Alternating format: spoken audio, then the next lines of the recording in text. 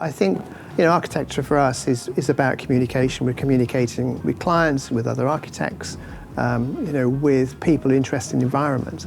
So I think for us, social media, is a way of getting our messages out there and actually, sharing our knowledge and our, buildings with people.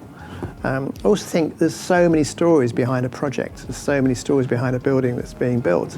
And some of them are really interesting. And I think it's good to sort of share some of that because it's fascinating for people to listen to. And I'm always, looking for the story behind the building. So I'm looking for, when I'm going on social media, looking at other people's buildings, I quite enjoy some of the history of that, the story that goes behind that, and some of the, in a way, the sort of, jokey side of it as well is quite interesting.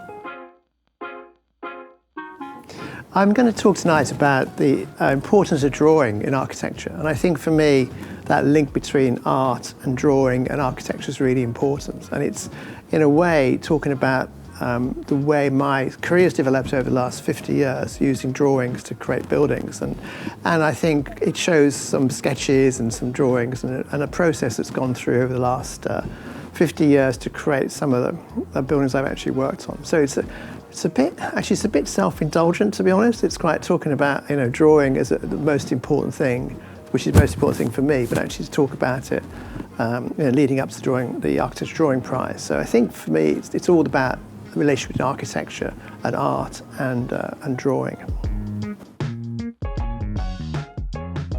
It's great to be here. Thank you so much for coming tonight. Thank you for everybody listening online, and thank you for Iris Ceramica for the headline sponsor of the TADAP and organising tonight's evening, and for the plan for inviting me to be on the Architects series. It's great to be here. So I want to talk tonight about drawings, and it comes from the fact, for me, I'm a quick drawer. I've been described as a fluid draftsman, but it's symbiotic for me. I think as I sketch, I think, and as I think I sketch, I do both at the same time. And the form takes shape. Forms that take shape sort of evolves. It progresses, it morphs into something. And there's no mistakes in sketching, it's just evolutions, much in the way that a city is formed and over time it changes and it grows, and the needs of that city change, so in a way a sketch does as well. And the street patterns might stay the same, but actually things around it change. So with a sketch, there's no real mistakes, just evolutions. And as the thoughts and ideas evolve, as a sketch provokes discussion, does it work? Where are the flaws? City making or idea generation is the same. There's a conversation that works for me. And the sketch is at the heart of many of those conversations. And I think I'm going to talk tonight about what matters particularly to me and what matters to architecture. And I would like to go back to a few years ago when I was at school, and a bit of a sort of potted history of how this evolved for me personally. I mean, I was, very happy at school, as you can see from that photograph. And basically, art gave me the confidence at school because I used to stutter really badly and used to hate speaking. But art was the thing that got me out of that. And being able to draw, it basically was the thing that actually gave me the confidence to move forward. And my early drawings from sort of 60, 70 years ago nearly, when I was young, a lot of these drawings have actually managed to survive in the shed. But they just show that over time, as a kid, I was drawing. And my dad could draw, and he encouraged me to draw. My uncle could draw as well, and he encouraged me to keep drawing. And because that art gave me that confidence at school, and I just got better and better and better. And also, I was also very good at geometry. I realised I quite enjoyed geometry and mathematics, and that really was, got 10 out of 10 that one. And gradually that sort of intersection of art and mathematics sort of, to me, came together. It's like an intersection between geometry and drawing, the sort of lines, the shapes, the forms. You can see geometry everywhere, much in the same way you see art. And it became a passion for me. And with art, there can be multiple perceptions and in geometry. At least at first glance, it appears rigid, but it's more possible to interpret things, and as I'll show you later.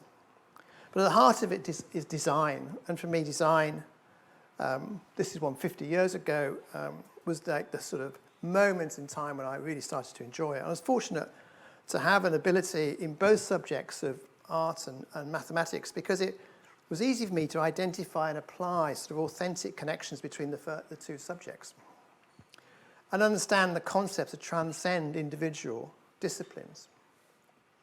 And problem-solving skills such as visualization and spatial reasoning are so important to architecture and the influence of art and maths and science. So with the evolution of technology, sometimes that can be forgotten. But again, it's something I'll expand on later. So my love affair with sketching developed at Leicester School of Architecture, Leicester Polytechnic, as it was called then, it's now called De Montfort University.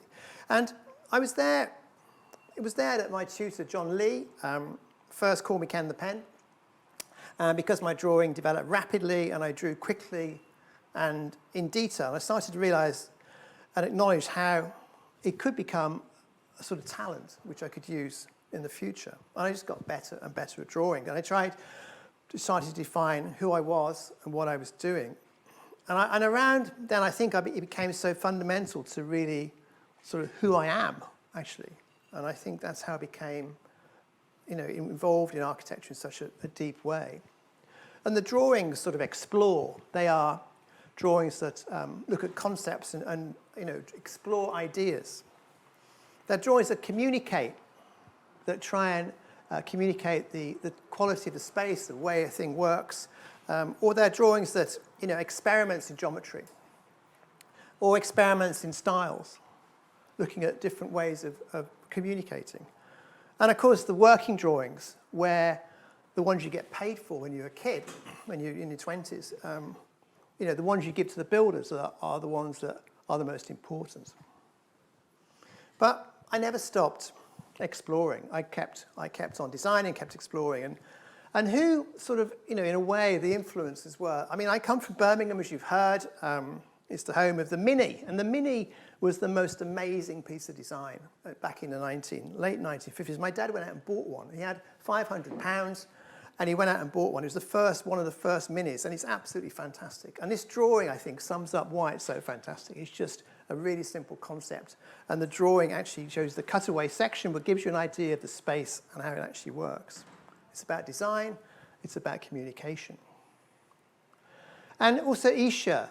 Isha was a real great influence on me. I think I love his drawings, amazing geometry and tricks of the eye, but actually, can you believe that's a flat piece of paper? That's the most incredible thing. That is a three-dimensional looking drawing, but it's actually on a flat piece of paper.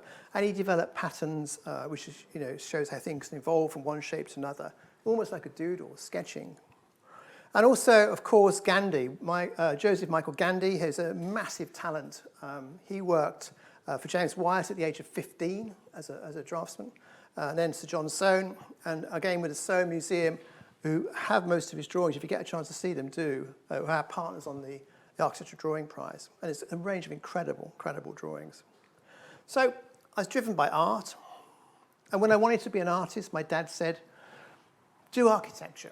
You get paid, and then you can be an artist, get a proper job, basically, and you can do art in your sort of spare time and, maybe, later in life. And it took me about 40 or 50 years to actually get around to doing that, but actually, in a way, it was fantastic to do that.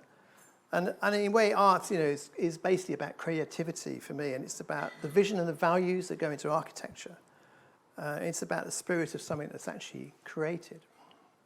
So every drawing I did back at college had to be better than the last one. And the quality of my drawing, this is in the 1970s, was seen by Mark Sutcliffe when I went for my interview at Foster's, and he gave me a job at Foster's back in 1974. And I joined from Leicester Poly, and I was very, very fortunate to work then with Lord Foster for nearly 30 years. And he's a fantastic architect, great communicator, and above all, an awesome sketcher and draftsman. And I was indeed fortunate to work with him for that time. He was on a visit to London Lump Make Studio. You can see we both have sketchbooks just off screen there in hand.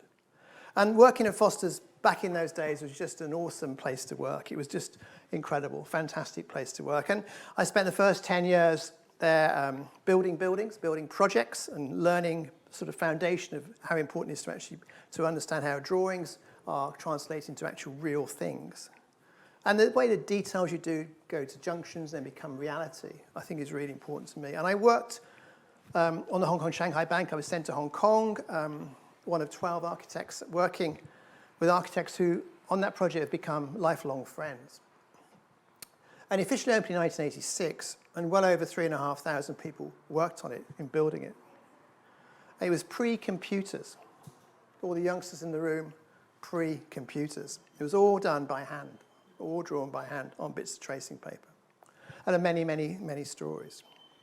But the talent at Foster's was actually breathtaking in those days. There was an architect there called Birkin Howard. He was an amazing architect and an incredible artist. And he had utterly amazing drawings. And he was incredible at communicating design ideas with minimal lines, almost, sometimes hardly any lines at all, and communicating the spirit of a place.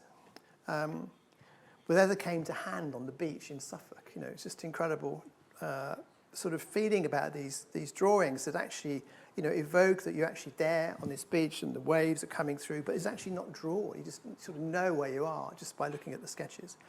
And the layering, the sense of depth, I think, that Birkin gave was a great mentor to me. And Foster's also involved some of the best artists outside the company at the time to communicate concepts. And Helmut Jacobi, back in the 70s, did this amazing drawing, all set up, of course, by hand because there were no computers. And they communicate just what a space is like and how it would actually be completely stunning. And I think these drawings, again, influenced me a lot. And while that was happening, I was busy building things. And I was busy doing drawings that got more and more confident and more exploratory and solving problems and getting things done, which I really enjoyed. And dimensions, really important to actually solving problems. And pre-computers, I was back in the Hong Kong Bank, working in the middle of the night, at home in my bedroom, coordinating some of the drawings that we had that day, myself. And this is, in night for meetings the following day to coordinate so the steelwork's all red, the cladding's all blue, to try and actually bring the building together. And also the technical details as well, going through, where the movement joints are, making it all sort of work as a drawing, as a building. Very important. And then basically from those sort of area of actually just building stuff and working on stuff and finishing projects, I then got involved with some of the concepts. And I spent many years having learned how to put things together to actually start working on the concepts. And that was really fantastic. And I worked on many, many projects, all different, all fascinating.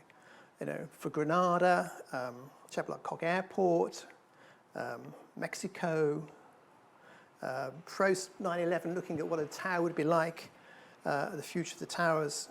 I worked on the Gherkin, some early sketches here.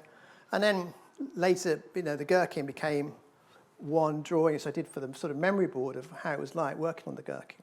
Absolutely amazing projects. And I think you can see the evolution from the sketch to the drawings to the sketches into the reality. And really the sort of drawing itself was the base of the building. You almost see that the building, although we had computers here, it's still based on the original sketches. And I couldn't really reference my time at Foster's without mentioning Narinder Sagoo. Narinder is a superb artist, illustrator, draftsman, and architect. And he followed in Birkin's footsteps at Foster's and actually is fantastically a fellow judge on the Architect's Drawing Prize, which is great. And this is some of his early work, which become this. And the skill and the incredible quality of this detail, this drawing, is absolutely immense. He's just an amazing talent. And he puts colour onto it as well. And he's transformed, I think he has transformed the way architecture is communicated. Incredible that showing architectural narratives in a way that engages people. And whether trained as architects or not, you can understand what he's drawing. And he runs now a very large team at Foster's in design and communication. And we're all very lucky, as I say, to have him as a judge for the Architecture Drawing Prize. And it was also then, while at Foster's, I met Ben Johnson. And Ben is an incredible artist who painted this painting of the swimming pool at Willis Faber, which I worked on. And we collaborated a few times over the years, and then again on the Architecture Drawing Prize, Ben actually submitted a drawing, and that was like, wow, this is incredible. Ben actually thinks this is a really important prize to submit a drawing himself, so we realised we created something very special with the Architecture Drawing Prize. And so make, some of the key projects and the sketches and the drawings and plans and how they're delivered. I think we recently scanned my sketchbooks, literally thousands of sketches. They give a history and a history of make in a sort of fully unique way. It's like a stream of consciousness. And I can give you a potted history through those books, tell you about the projects we're working on, the people we're working with, the issues of the day, on both macro and sort of micro. Just looking through the sketches to this day, it's the way I process information, the way the project progresses as well. So in meetings I draw, and a visual representation of the conversation that's happening. In a way, the pencil to me is an extension of my hand and my mind, and my brain sort of works through drawing. And the idea for drawing to me is that sort of one and the same, the way I think. And the sketchbooks are like Alice in Wonderland. They're sort of a world of thoughts, imaginings, expressions, problem solving for a client or a colleague, or creating visions of things that don't yet exist. And it's not, you don't start with a fully conceived idea. It develops as you draw, and so shapes appear, and view may be, different as you work through it. And you may see other things, and different shapes then appear. Back to that early influence, I think, of geometry. And when you flick through these, there's a sort of reoccurring theme in sketches of shapes and lines, searching for scale, proportion, form, patterns, and symmetry. And it's heavily influenced in my art, and it makes architecture, as I'll show you in the selection of projects, early and recent make projects, both large and small. And I think the clearest way of showing you the cube is really to start, with the sketch project we won in Birmingham, my hometown again, back in 2007. And basically the sketches really start to show the sort of evolution of the project. From very early on, it was a cube. Very early on, it had a hole down the middle of it. Very early on, it was the idea of the hole would actually burst through to the roof and to the ground to actually bring light and rain down to the base. And around the perimeter was the accommodation. So this one sketch, really, which sort of summarised the project, the idea of the cube hovering, thing on the roof, light coming through, is pretty much what got built. And then that got translated into sketches related to on computers, and then into computer drawings, and into reality. I know on one aspect of that, I think it's interesting to talk about the exterior facade, and that's the bit that's very different. And I think for me, it was a link to the Georgian house. And that geometry reference I made mentioned where forms aren't as expected. So if you look at a Georgian house, I became fascinated, not with the windows, but the space between the windows. And the space between the window itself generated this sort of plus sign, this cross. And I started to read these sort of pluses into my art, started painting crosses, into locking, started getting more involved with crosses. And the paintings sort of evolved as sort of overlapping fields that actually started to generate a cladding system that is like a sort of Tetris game, where the building sort of use is hidden behind a single cladding, which actually allows you to actually not see a series of layered buildings, but actually just one big building to avoid the sort of horizontal stripes. And it became an exercise in architecture, in mathematics, and I think in art. And it is like nothing else. It is actually very striking in Birmingham. People draw it. It's become an icon of Birmingham. And if you remember, it's my hometown, so it's very important for me. And people draw it and put them up on Instagram. It's got its own website. It's got its own sort of following of drawings and photographs. And so for me, it's great to be back in my hometown and doing a project as significant as that. And you just see it all the time on social media. You saw it on the news this week, and the very relaxed, non-controversial Tory conference that we had in the UK. This was the backdrop to it. Another early project was the Crescent House, and this is a house that is an asymmetrical site. It's got the wind from one side and the sun from the other side. So we actually basically pulled the landscape into the house to get the views. And actually, the other side is like a convex shield that protects the house from the winds, and it's got this like hugging wall that then pulls the landscape into the concave side of it. And it's pushed into one side of the landscape to open up the views towards the garden area. And how do you get planning in England for a thing like this? And I think what was interesting was the original planning application drawings, which I did by hand. I sort of showed in bold the original house and the original garage, and I showed the little house, the new house, to be sort of much lighter. And in a way, it sort of tucks itself in behind the existing house. It's not bigger than that. It doesn't expand the site more than that. But actually, it feels like it's sort of very modest by comparison to what they expected. And what's nice about it, the house has a garden room, opens up towards the garden with a kitchen, living, dining, and play area. And the back is a sort of thicker wall with the bedrooms and bathrooms. So it's very, very different to some houses. And I think it's nice to sort of show these planning application drawings because they're just very, very simple sketches. No fancy computers, just keeping it very simple, showing that the render is the same as existing, to sort of emphasize the fact it was a historic reference to the local area, and actually sort of work them through. It sort of hides, in a way, the mad, interesting geometry of it. And again, importance of dimensions to make sure you give yourself enough room to get the thing built. And I'm working that through to a series of technical drawings, again, all done by hand. And at the point you get planning permission, and you think, we're going to have to build this, you then transfer to computers. And I think that was the most interesting thing, is that moment when we changed to computers and actually then started to sort of set the thing out properly and make it all work. But again, a very simple set of drawings actually show the building as a sort of very simple set of elements. And then if you put everything together, you get this quite beautiful, complicated computer drawing. But that just translates into just very simple curves, fantastic ruination of the lawn here, but actually the building got built by local builders, and very successful. And it actually ends up now 25 years ago, but this is what it looks like pretty much today. It's still the same. It's still a fantastic place. It sort of addresses the garden, which is great. Garden comes right up to the glass wall, and the building around it just looks out into that space. And you protect it again from the elements by the convex wall on the back. And then we built a studio in the garden. I think the studio was great for me because I wanted to actually experiment with painting more.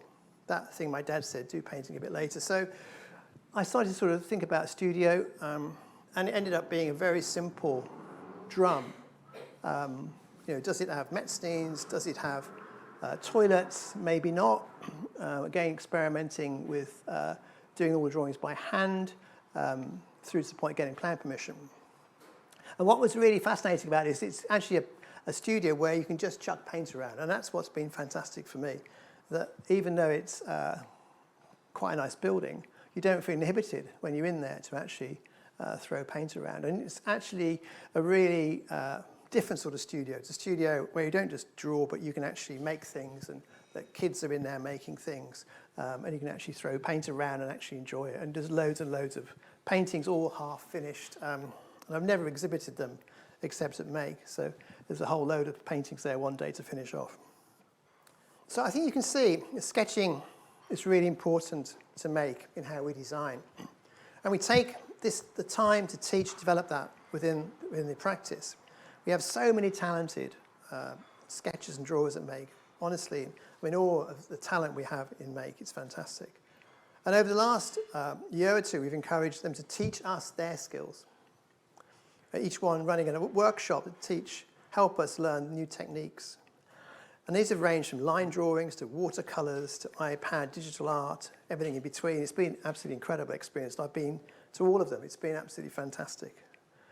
And each sketcher has his own particular style of drawing. And that's great. The thing about Make, we just encourage that difference of style.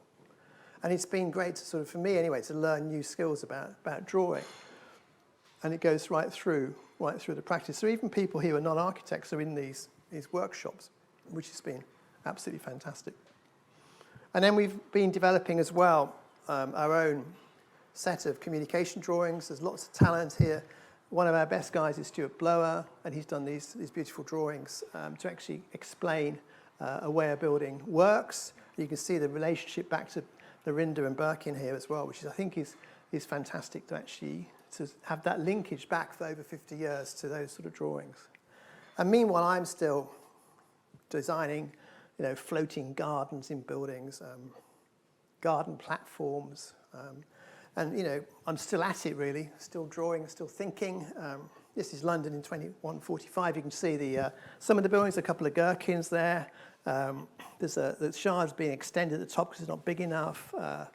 The cheese grater's being demolished. There's lots of things happening in this drawing, but it actually sort of shows you that sort of, you can just keep thinking all the time about the future. And, to me, drawing is just a tool. It's just part of the process of designing. But I'm not sure it's possible to design without it. I'm not sure it's possible to design without drawing and sketching, which is the reason we set up the Architecture Drawing Prize. And I sort of mentioned this earlier, but I think some of the key skills can be forgotten in the sort of tech-driven architecture.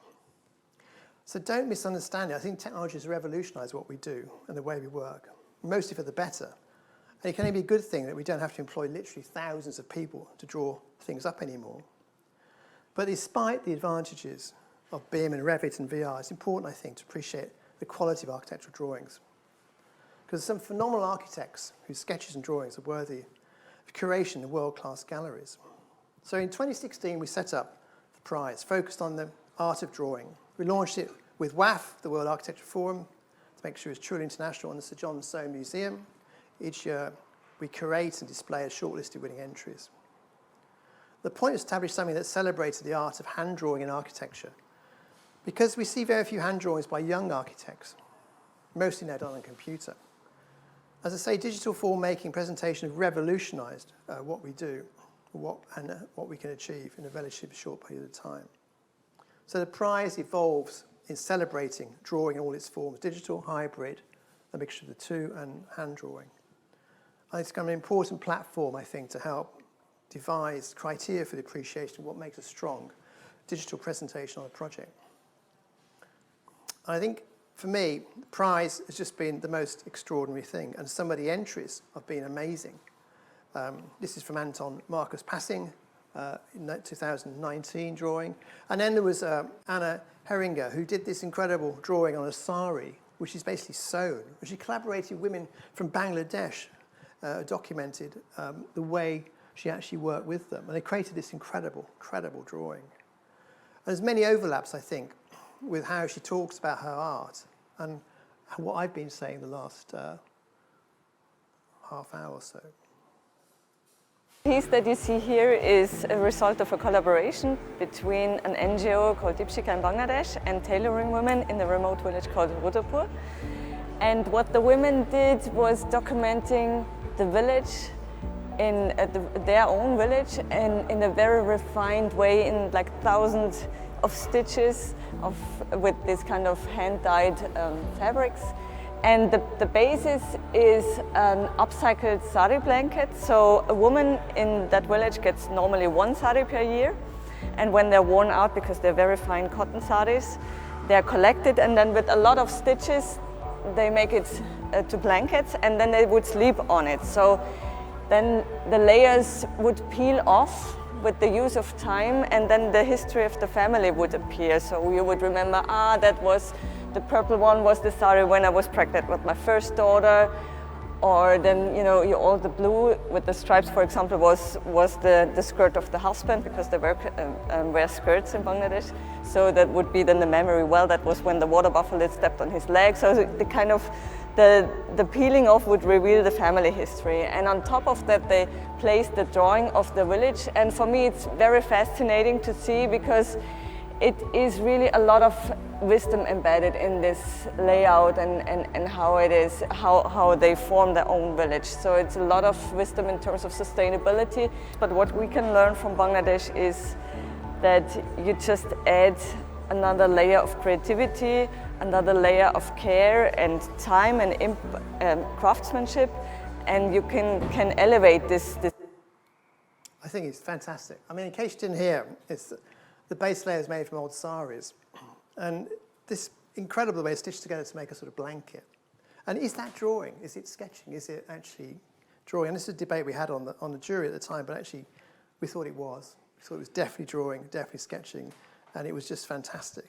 And it just raised, in a way, the sort of questions about the media and how we actually work. We need pencils, but also we can use thread, we can use photographs, we can use lots of different things. And I think that's what's incredible about draftsmanship and the way we can develop. We're not bound by anything. We can just keep exploring. And I think last year's overall winner was also fascinating. This is Philippa Danfy. And she created a really exceptional drawing, a hybrid drawing, using some rendering, some pencil, some computer work. And the whole jury was just impressed the way it sort of blurs the line between, is it real? Is it a drawing? Is it a sketch? Is it a computer drawing? And I think that's the most exciting thing about it, the actual to get to the point here now where we are actually integrating the pencil and the computer together. So, you know, I'm delighted in the way that the drawing prize has actually sort of worked out. And the exhibition has given us time to sort of show the sort of platform that drawings can actually evolve in. And that's sort of, in a way, as we said earlier, the VCA has been that sort of platform to actually think about it outside of just, you know, putting things up on a wall. This is actually a virtual gallery. And I think what's amazing is it's sort of, you know, it's developed into it's like its own life. And it started sort of in lockdown, but it actually, the online gallery allows artists sort of to actually think about their projects and work in different ways. And this is Ben Johnson's incredible first exhibition, which just is actually stunning. Going back to that early Willis Faber drawing, that sort of relationship we had with him, and working with the V&A to actually create his incredible exhibition. And just to sort of savour one of Ben's drawings. I mean, just fantastic drawings. So, of course, you know, different people respond in different ways. Communicating designers will seem to be tied up. Different people express things differently. So for me, make drawings a special tie between art and architecture, between mathematics and art. And I think our studio's role is about promoting that as well outside of our studio into the wider world. So for me, thank you for allowing me to talk about my favourite subject. It's been fantastic. And I think drawing, in a way, is just the actual essence of architecture. Thank you very much.